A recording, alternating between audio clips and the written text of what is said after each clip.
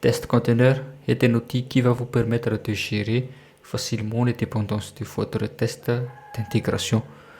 Imaginons que vous aimeriez tester vos services avec une instance réelle de Postgres. Et ce que vous allez faire, c'est de créer par exemple un fichier compose qui va vous servir à tourner Postgres. Et ensuite, vous allez configurer les variables d'environnement du container. Et avant de lancer le test, vous devrez rassurer que l'instance est déjà lancée. Sinon, les tests vont échouer. Et c'est le processus que j'ai suivi lorsque j'ai écrit le test d'intégration de l'un de mes projets. Et si je vous montre ça directement, on va y aller dans le projet. Je vais maintenant lancer le fichier compose qui va lancer le conteneur Postgres. Je vais m'assurer que le conteneur tourne. Voilà. Je dois m'assurer aussi que les migrations se lancent. Ok. Maintenant, je lance le test avec npx-chest. Donc voilà le parcours pour le lancement du test d'intégration. Et comme vous voyez, le fait de lancer le fichier compose avant de lancer le test d'intégration, ça génère un peu de friction. Alors que je voulais par exemple lancer une commande et le test se lance tout seul. Et c'est l'un des problèmes que Test Container résout. En fait, il va nous donner la possibilité de gérer les dépendances de notre projet à travers du code. C'est-à-dire qu'on peut gérer à travers une fonction le lancement et l'arrêt de l'instance Postgres par exemple. Et comme c'est géré depuis le code, donc on a la flexibilité que le langage nous propose. Par exemple, en fonction de stratégie qu'on a besoin, on peut créer une instance isolée sur chaque suite de tests, ou aussi on peut lancer qu'une seule fois un conteneur et de l'utiliser pour tous les fichiers de test qu'on a. Et je vais vous montrer la stratégie que j'ai adoptée pour l'un de mes projets. Mais avant ça, je vais vous montrer d'abord comment l'utiliser. Et pour cela, je vais vous montrer le cas de Node.js parce qu'il y a plusieurs langages ici, comme vous voyez. Premièrement, il faut l'installer, les dépendances nécessaires. Il faut installer test container. Comme vous voyez ici, j'ai déjà installé les dépendances test container. Et ensuite, on va chercher le module qu'on a besoin. Ici, on va tester une connexion avec Postgres. Donc on va aller chercher Postgres dans le module. Ici, dans le cadre de Node.js, il faut installer le package test-container/Postgres. Dans mon cas, j'ai déjà installé ce package là. Maintenant, dans le fichier de test, j'ai déjà écrit le test ici pour ne pas perdre du temps. Et c'est comme ça qu'on lance le container en utilisant la méthode start. Et ensuite, ça va nous retourner un objet container qui va contenir les informations comme le host, le port, le database, l'username. En fait, il va générer tout ça pour nous. Et ensuite, on crée le client Postgres. Là, c'est classique. On va connecter le client et en bas, l'assertion. Donc, normalement, cette requête retourne 1 comme valeur de output. Donc l'assertion, on va le vérifier si c'est vraiment 1. Et enfin, je vais fermer la connexion. Ensuite, je vais stopper le container. On va lancer maintenant le test.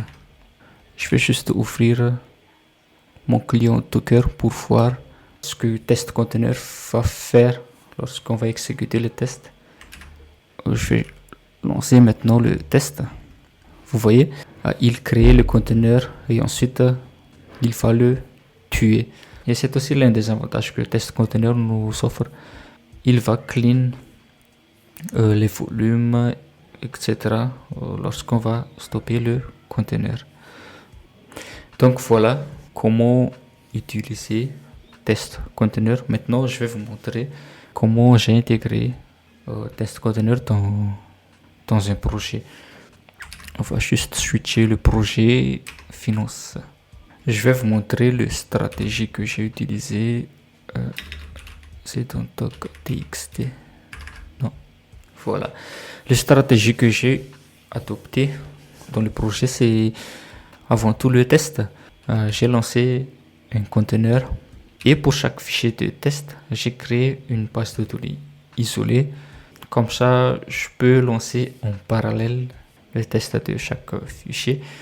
Et ensuite, pour chaque suite de tests dans chaque fichier, j'ai reset la base de données. Et à la fin, lorsque tous les tests se terminent, j'ai stoppé le conteneur. Et comment ça se présente dans le code pour la première phase. D'ailleurs, j'ai utilisé Vitest ici. Donc, j'ai la possibilité d'exécuter un test avant tous les tests et aussi après que les tests sont finis. Et avec Vitest, c'est comme ça qu'on peut le faire. On va juste offrir la configuration de Vitest.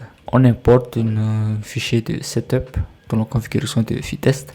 Et pour la première phase, on doit exporter une fonction setup. Et c'est à l'intérieur que j'ai lancé le container depuis test container. Et je l'ai stocké dans une variable globale et stocké aussi le URI de connexion du conteneur dans un fichier temporaire. Comme ça, ça m'évite de récupérer à chaque fois l'URI parce que je vais le réutiliser dans chaque fichier de test. Et dans Vitest, pour exécuter quelque chose à la fin de tous les tests, il faut exporter la fonction teardown. Et c'est là que je vais récupérer le conteneur enregistré dans la variable globale. Ensuite, je vais le stopper et de supprimer le fichier temporaire que j'ai utilisé pour stocker l'URI de la connexion. Maintenant, pour chaque fichier de test, on va par exemple ouvrir le fichier de test du listataire transaction. Et dans le fichier de test, avant l'exécution de tous les tests dans ce fichier, j'ai créé une base de données avec cette fonction. C'est une fonction helper que j'ai créée. Mais en gros, ce que cette fonction fait, c'est de récupérer la connexion URI que j'ai stockée dans le fichier temporaire ici, l'URI de connexion du conteneur, et ensuite de lancer une requête pour créer la base de données. Et après ça, de lancer la migration. Dans ce cas, j'ai utilisé Drizzle et Drizzle donne une fonction pour exécuter la migration ou d'utiliser le CLI. Donc c'est vraiment automatique.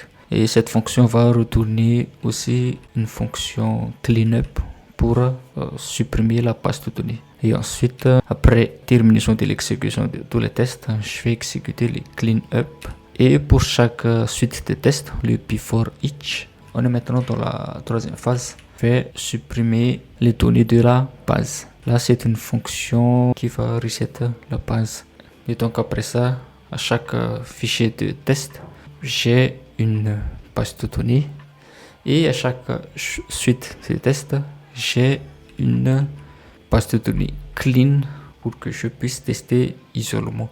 Et maintenant, si je vais lancer le test pour vous montrer.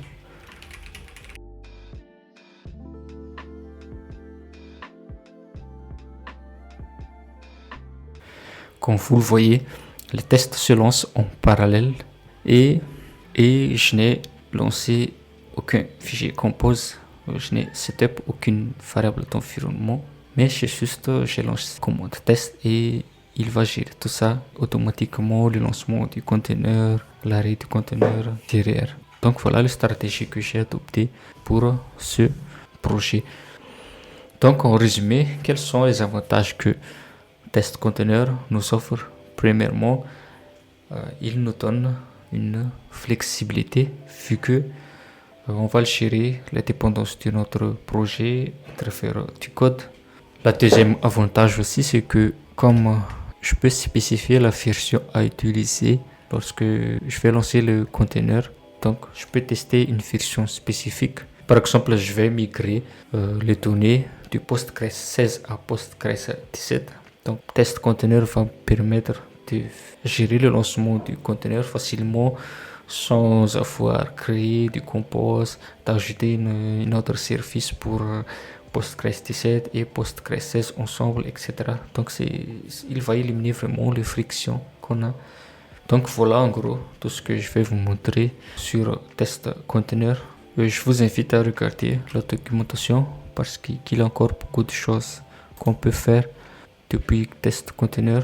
Par exemple, sur la gestion du wait strategy, augmenter le time out du startup ou aussi de modifier les ports exposés, de s'assurer le health check de l'application à travers des commandes shell ou des URL HTTP. C'est très utile surtout lorsque les dépendances exposent des URL HTTP pour vérifier s'il est en bonne santé ou pas.